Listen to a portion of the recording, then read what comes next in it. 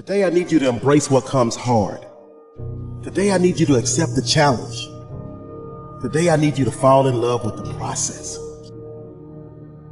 There will be plenty of opportunities to get discouraged, to lose your passion and think that it's not meant to be. But if you're going to reach your destiny, you have to have a made-up mind.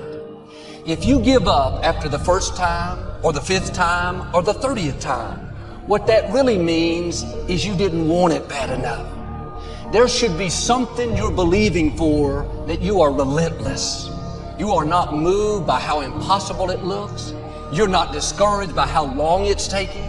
You don't give up because people told you no. Your attitude is, if I have to believe my whole life, I am not going to stop believing. I am not going to take no for an answer. I'm not going to settle for mediocrity. I'm going to keep pursuing what was in my heart. And ask ourselves, what do I really want? What do I really want? And write it down. Writing causes thinking. Thinking creates an image. And you get these images going, you're building a vision in your mind. It's the visionaries that's changed the world. Think of that. But what keeps that competitive edge, what keeps you on top, is the ability to think and prepare mentally over and over and over again. The body has limitations, the mind does not. We focus so much on what goes on from the neck down that we forget it all starts from here. Everything starts from there. If you're not mentally ready, you're never really physically prepared. And that's where the preparation starts. What would your life be like as you look toward the future if you decided, I'm not going to allow my fears to stop me? And I'm saying to you, whatever you got to do it, because if you don't, life is going to whoop you until you surrender. So when you're young and you're making mistakes, don't let them eat you up. Because everybody that done made it, done made them. You got to fail in order to win. Hey, look, man, to understand how to hit the game-winning shot, you got to miss the game-winning shot. You know, you got to be tough, because the road to success is always under construction. It's never a clear path to success. The people who become successful are the people who have a relentless attitude. And you just got to hang in there through the bad breaks, because the bad breaks is coming. But they usually come right before the big break is about to happen. You get a series of bad breaks and it stumbles up a lot of people. My life and my success is to say to anyone, you can stumble, you can fall, you can get back up again.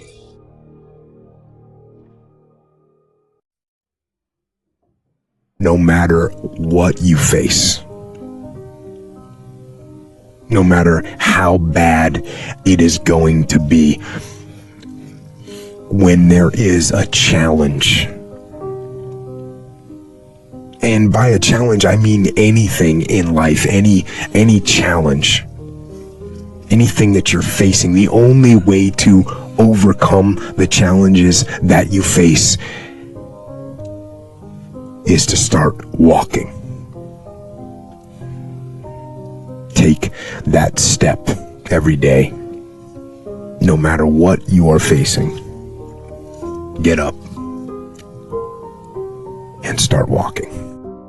I have the ability to see the end before the beginning even begins. And what that means is I know that to get to the very end, I can see it right now.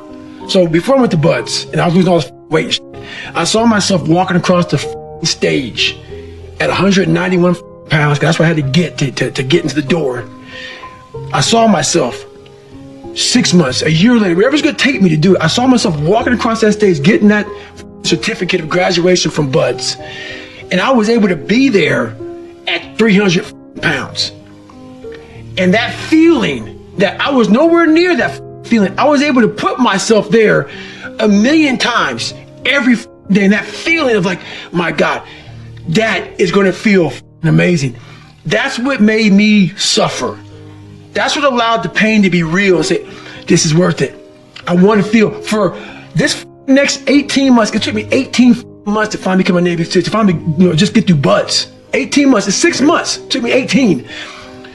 That's what woke me up every morning, was I'm gonna put myself through this much pain and suffering for a few seconds. That's all it is. A few seconds of joy. And it's so worth it, man. That's what people don't get. So I'm able to put myself at the finish line, even though I have no finish line, but at the finish line of an event before I even start the and say, how are you going to feel at the end of this? Visualizing this is my biggest tool of life. That's why I've been able to put myself in cold water, put myself in a 100-mile race millions of times before I've done it.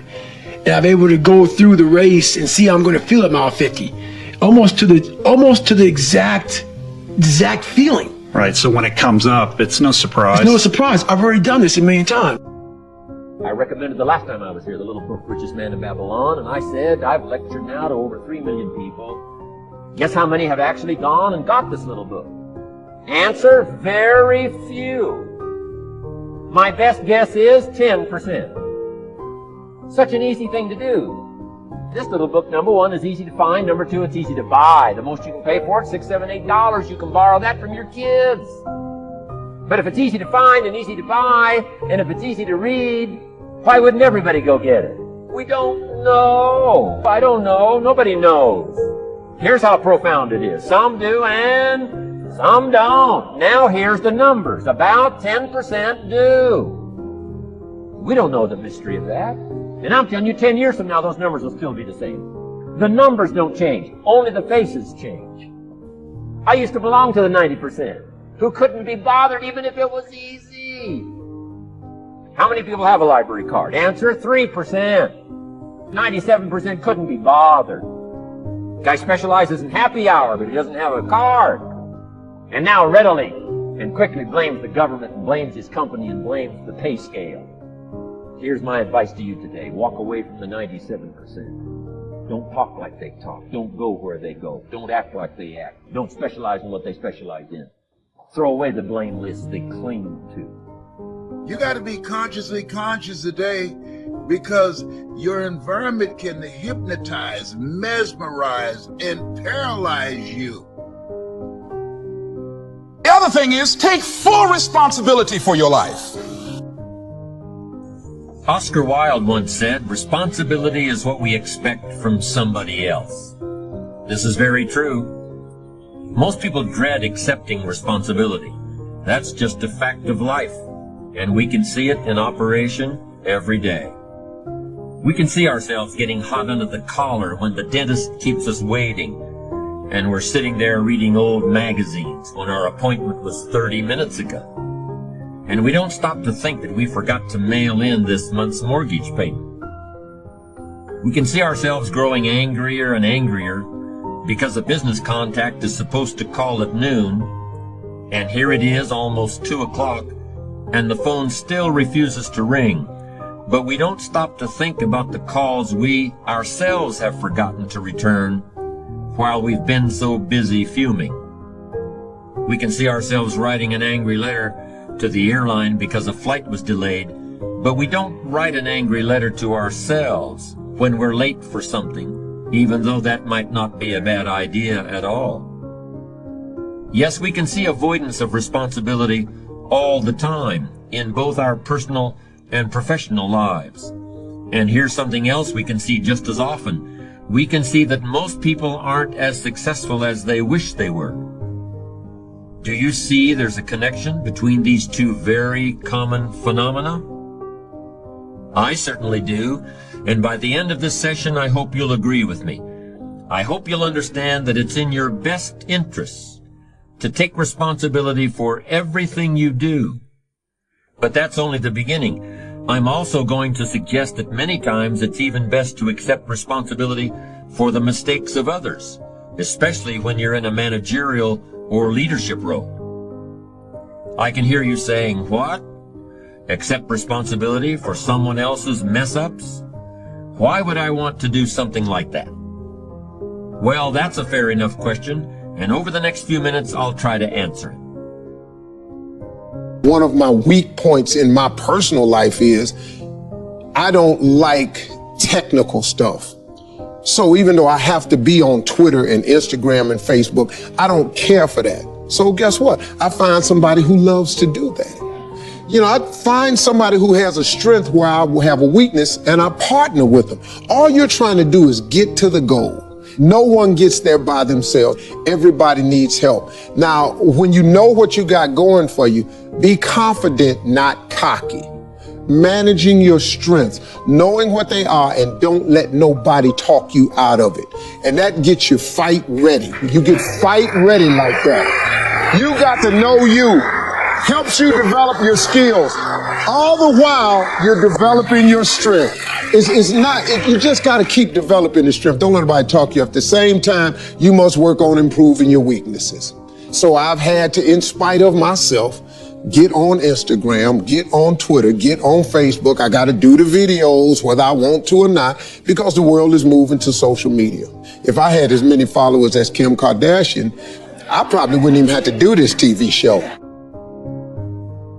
During the years when professional basketball was just beginning to become really popular, Bill Russell, who played center for the Boston Celtics, was one of the greatest players in the pro league. He was especially known for his rebounding and his defensive skills. But like a lot of very tall centers, Russell was never much of a free throw shooter. His free throw percentage was quite a bit below average, in fact.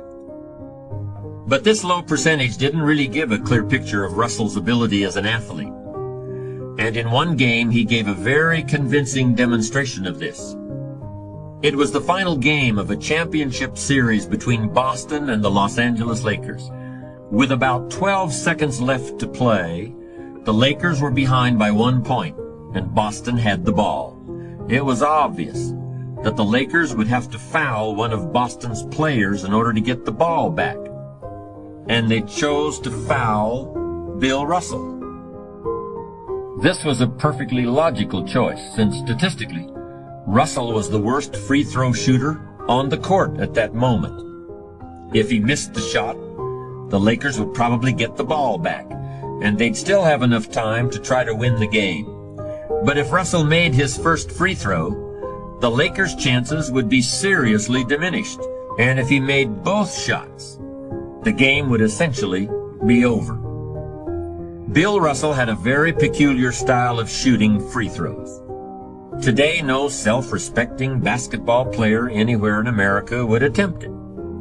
Aside from the question of whether it's an effective way to shoot a basket, it just looked too ridiculous. Whenever he had to shoot a free throw, the 6'11" Russell would start off holding the ball in both hands about waist high. Then he'd squat down, and as he straightened up, he'd let go of the ball. It looked like he was trying to throw a bucket of dirt over a wall. But regardless of how he looked, as soon as Bill Russell was fouled, he knew the Celtics were going to win the game. He was absolutely certain of it. Because in a situation like this, statistics and percentages mean nothing. There was a much more important factor at work. Something that no one has found a way to express in numbers and decimal points. Simply put, Bill Russell was a player who wanted to take responsibility for the success or failure of his team. He wanted the weight on his shoulders in a situation like this. No possibility for excuses, no possibility of blaming anyone else if the game was lost, no second guessing. Bill Russell wanted the ball in his own hands and nobody else's. And like magic, even if he'd missed every free throw he'd ever shot in his life before this, he knew he was going to make this one. And that is exactly what happened. That is what virtually always happens when a man or woman accepts responsibility eagerly and with confidence.